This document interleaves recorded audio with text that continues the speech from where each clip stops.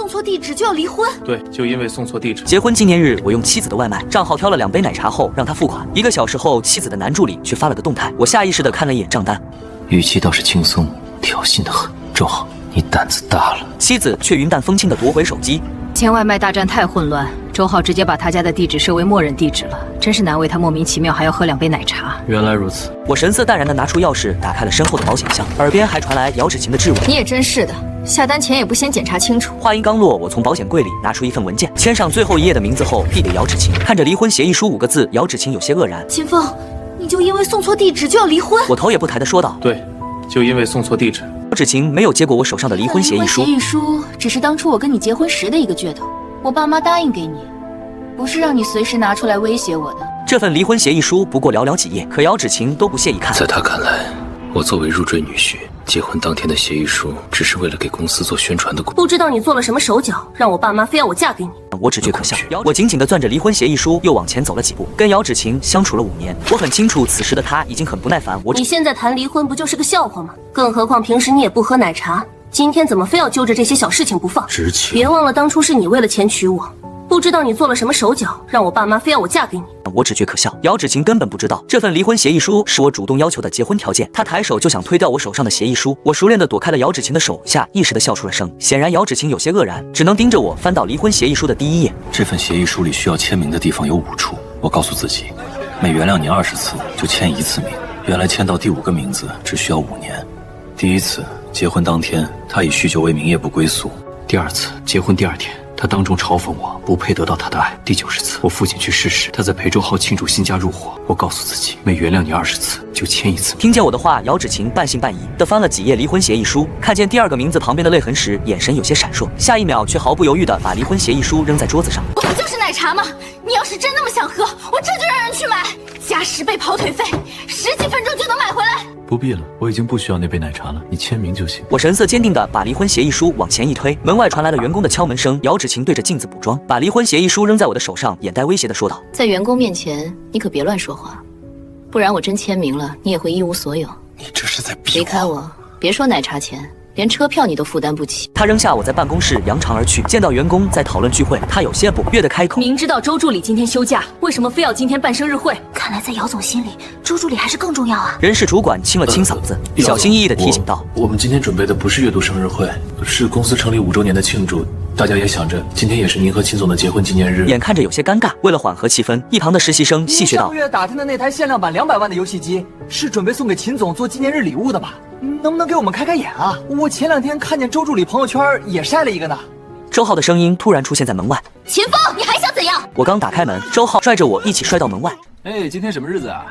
又蛋糕又奶茶的，姚总。”周浩清了清嗓子，当着众人的面拨弄着她的裙摆。周浩刻意走到我和姚芷晴的中间，把其中一杯已经出了吸管的奶茶放到姚芷晴手中。刚喝奶茶的时候，差点把我的生日礼物弄脏。周浩从包里掏出那款限量版游戏机，刻意在员工面前摆弄着，还刻意对我说：“难道秦总是因为我喝了他的奶茶吗？我真不是故意的。”一片花生后，员工们纷纷用奇怪的眼神上下打量着我，似乎都在等着看我的反应。姚芷晴正要把员工都叫走。“周浩，先别慌，我会处理。”“秦风，是你下单没检查清楚，为什么要赖到周浩身上？协议书只是摆设，奶茶也还你了，你还想怎样？”“我乳糖不耐受，根本喝不了奶茶。从你付款那一瞬间，我们已经结束了。”我冷冷地哼笑一声，姚芷晴哑口无言，似乎自己也没有了底气。既然你不签，我就去找姚老先生强行解除婚姻。也许是害怕姚老先生会追究他，周浩一个箭步冲上前来。我刚打开门，周浩来不及停住，拽着我一起摔到门外，手上传来密密麻麻的刺痛感。我只觉头脑晕眩，一股腥甜涌上咽喉。员工们纷纷围了上来。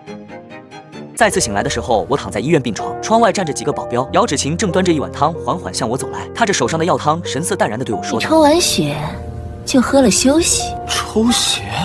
刚刚摔到周浩大出血，只有你跟他都是 RH 阴性血，才1000毫升。”喝个汤就补回来。眼前的这个女人眉眼似水，如初见般温柔。8年前我在孤儿院做义工的时候，意外救了前来参加慈善活动却不慎落水的姚老太太。为了报恩，姚老太太特意提出要资助我读完大学。毕业的时候，因为风水先生说我的八字对姚芷晴很有利，姚家二老为了让我辅助姚芷晴，我还被破格提拔成姚芷晴的助理。本以为姚芷晴是个娇嗔的名媛，一定会看不起我这种穷人，却未曾想第一次见面，她却是那般体贴。那一天，姚芷晴慢慢在我心中生了根。可彼时的她已有恋情，我也一直都保持着距离。后来，姚芷晴的男朋友竟然失手生脚，在订婚前夕偷偷偷要求姚家二老订立遗嘱。为了不伤姚芷晴的心，姚家二老给了一笔钱赶走了她的男朋友。为了姚家的脸面，姚老太太已帮我的爸爸提供治疗脑癌的条件，请求我充当订婚宴上的男主角。念在姚家的恩情，我没有拒绝，只是要了一份离婚协议书。尽管我也爱他，但我不想强迫他。我以为那是给姚芷晴随时后悔的底气，从未想过那会是我的底气。3年前，姚芷晴被绑架，是我偷偷潜入工厂把她救出来。逃离的时候还被绑匪砍了5刀，险些因为失血过多离世。死里逃生后，向来冷淡的姚芷晴满脸后怕的，告诉我不会再让这样的事情发生。从那天起，她让人事主管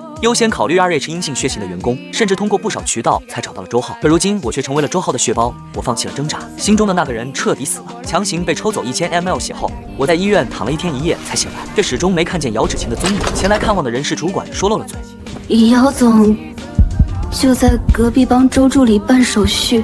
意识到自己说错了话，人事主管愣在原地。可下一秒，周浩突然向我走来，摆出一副高高在上的样子，瞪了人事主管一眼后，逼得他灰溜溜的找了个理由离开。周浩大摇大摆的站到我旁边，秦总，谢谢你的血。去年你车祸大出血的那一晚，姚总在我家也是辗转难眠的。回想起去年父亲在病房里突发心梗，我带着儿子开车送往医院见最后一面的时候，被酒驾的司机撞到大出血。医生帮我联系血源时，姚芷晴的电话一直打不通。要不是姚老先生早有后备方案，连夜把提前联系好的志愿者叫到医院，才把我从阎罗王手上抢回来。只可惜最终还是没能见到父亲一面。原来那一夜，姚芷晴并不是因为应酬喝醉了酒，只是倒在了周浩的温柔乡。秦总，我错了，你别封杀我，求求你了！周浩突如其来的声音惊醒了我还没反应过来，一记响亮的耳光已经落在我脸上。居然用权势压人！这份滑稽的协议不要再拿出来了。下周我妈寿宴你操办，周豪身体虚弱，不能操劳。脸庞一阵刺痛，他扔下话离开了。几天时间里，我筹办好了老太太的寿宴和一切。我把离职书夹在中间，让她签字。没有意料中的大吵大闹，姚芷晴似乎有点愕然。周浩在她旁边，他都没有看几眼，便签下了那些名字离开了。我看着那张夹在报告中的离职同意书，松了口气。而姚老太太寿宴当天，我和周浩都没有出席，但是都出现在了当天的热搜上。寿宴上，姚芷晴突然被蜂拥而至的记者团团围住。合作中只有何回应，是不是内部出现了资金问题？有人说您会退出董事会，这是真的吗？目前不方便回答，请让一让。您今晚出席酒会是为了澄清吗？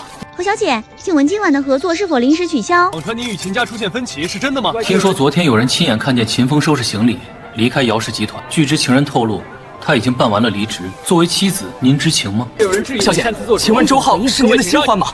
听说你们已经有订婚计划了。像是听见了什么天大的笑话般，喝止了问话的记者。你是哪家报社的？这样荒谬的话都能说出来？那可是我们姚氏集团的总部，没有我的允许，谁敢辞退我的人，简直是笑话。还没来得及追问下去，姚家的管家把姚芷晴请到了休息室。才刚进门，便听见姚老先生厉声的质问：“我已经跟人事部求证过了，秦风的离职确实是得到了你的亲笔允许，为什么要这样对他？”一旁的人事主管满脸委屈的递出他亲手签署的离职通知书。姚总，这是您昨天签的离职通知书，上面确实是您的签名。看见上面清清楚楚的签名，姚芷晴瞬间慌了神。不可能，秦风怎么舍得离开姚氏？他那种妒忌心重的人，肯定会留下来跟周浩争宠的。这一定是误会。至于周浩说他是继承人的事，我会问清楚。但他就算真说了，也比秦风当初道德绑架，非要娶我强。你这个糊涂东西！秦风当初千叮万嘱让我们想清楚再决定，要不是我拿他爸爸的医药费吸引他，他根本不会嫁进姚家。多好的孩子啊，受了这么多苦！什么？他才是被逼跟我结婚的，他不是逼走了我的男朋友吗？这一切到底是怎么回事？趁着会场上一片混乱，姚芷晴发疯似的冲上车，不停地催促着司机去公司，我要去找秦风。我就这么一个女儿，秦风呢？他甚至连见我一面都不敢吗？躲在哪儿呢？出来，出来！姚芷晴终于到达了公司门口，一筹莫展的时候，一把男声喊住了她：“芷晴，你找我。”姚芷晴满脸期待的转身看去，却是被记者团团围住的周浩。为了姚家的名声，姚芷晴只能迎面上前，声音有些颤抖：“关于那些流言，我们之间……”没等姚芷晴说完，周浩当着记者的面搂着姚芷晴，故意拿出限量版游戏机。大家看，这就是执行特地为我买的限量版，全国就3台。要不是为了我，他怎么会这么大费周章？知晴和秦风的婚姻早就名存实亡了，离婚协议正在走流程，很快就会公开。我才是那个能陪他走下去的人。姚芷晴很清楚这是周浩在利用记者施压，可经历了接连2个热搜，姚氏集团的股价已经有所下滑，董事会的电话一通接着一通。迫于压力，姚芷晴不能否认，只能拉着周浩走入办公楼。记者被公司的保安拦在门外，走向办公室的一路上，姚芷晴想了无数个开场白，可办公室等待她的只有那份等待签署的离婚协议书和我的代理人。您找总裁吗？他临时出去了。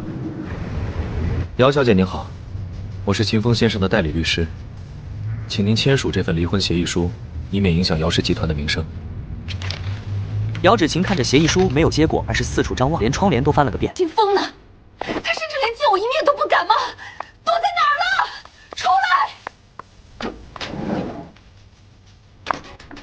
拿起离婚协议书，姚芷晴看了一遍又一遍，试图从里面看到我给他留言的信息。不知不觉，他已经原谅了我100次了吗？这每一个签名都比上一次更决绝。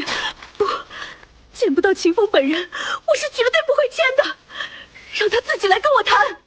代理人告诉我消息的时候，我有些愕然，我以为这是他梦寐以求的解脱时刻，可为了儿子的抚养权，我只能硬着头皮找到了姚老太太。老太太，谢谢您这些年照顾我父亲。既然知青有了新归宿，我该还他自由。请您劝劝他签了协议，没必要闹到法院去。姚氏应该也很清楚，即使没有那份离婚协议书，我也能走离婚流程，只是需要的时间更长。姚老太太眼泛泪光，双手颤抖着握着我的手。我孩子，你能再见他一面吗？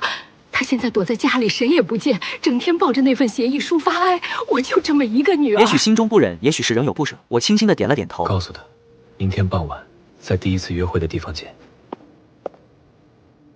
次日早晨，我看着琳琅满目的衣柜，随意挑了一件朴素的白 T 恤，因为我已经不是姚芷晴的丈夫，不需要再根据姚芷晴的喜好搭配服饰。我坐在了咖啡厅门外的铃铛声响起，数日未见姚芷晴，头发有些油腻，向来爱美的她这次却不修边幅。我边搅拌着咖啡边打趣道：“姚小姐，你迟到了，我要的文件呢？”姚芷晴有些心虚，低头。我找了好几个地方才找到这里，可你看，兜兜转转，我还是能找到你，只是走了一些弯路。我搅拌咖啡的手停了下来，轻轻敲了敲杯沿。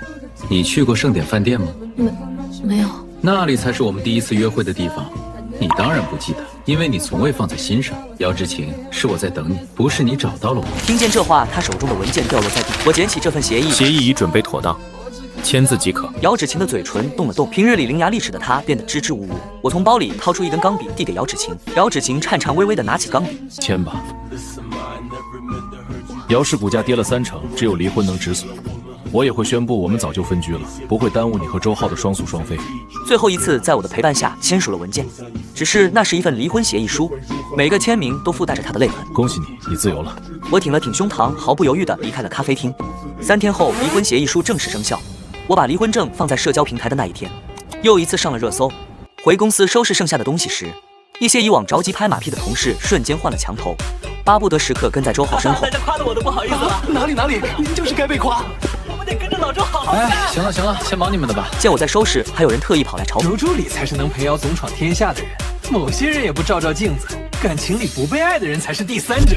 我不禁嗤笑一声，他们口中的姚总，昨晚才在酒吧喝得烂醉如泥，听见马屁精们的奉承声，周浩理了一礼，装模作样的过来指指点点。大家别这样，秦风毕竟是前同事，虽然他入职姚家这几年确实没立过什么功劳，我太累了，先去休息了，你们看着办吧。听出了周浩的意思，几个马屁精瞬间有了底气。好，上前就对着我的东西一顿挑剔。我好不容易收拾好的东西都被翻了个遍。既然不是姚家的人了，这杯子、这电脑都是公司财产，放下。听见没有？一旁看不过眼的人事主管气得偷偷把我被欺辱的视频发给姚老太太。他不该被这样对待。忽然间，人事主管故意开着免提聊电话，电话那头传来了姚老太太的声音。你们都听清楚了吗？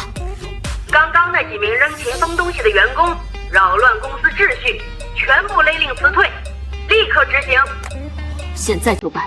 姚老太太的声音出来，在场的人瞬间慌了神，纷纷转头看向周浩。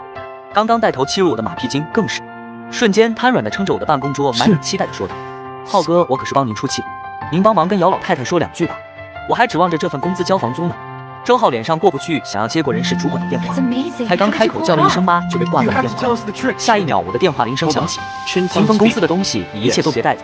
姚老太太的声音有些险淡，刚刚还在向我求饶的马屁精瞬间来了精神。难不成刚刚姚老太太以为跟他说话的是秦风？我就说嘛，周助理可是姚总心尖上的人，怎么可能会输？我神色淡然的应了声好，毫不犹豫的走出了公司，走出了这所为了纪念我和姚芷晴结婚而建立的公司。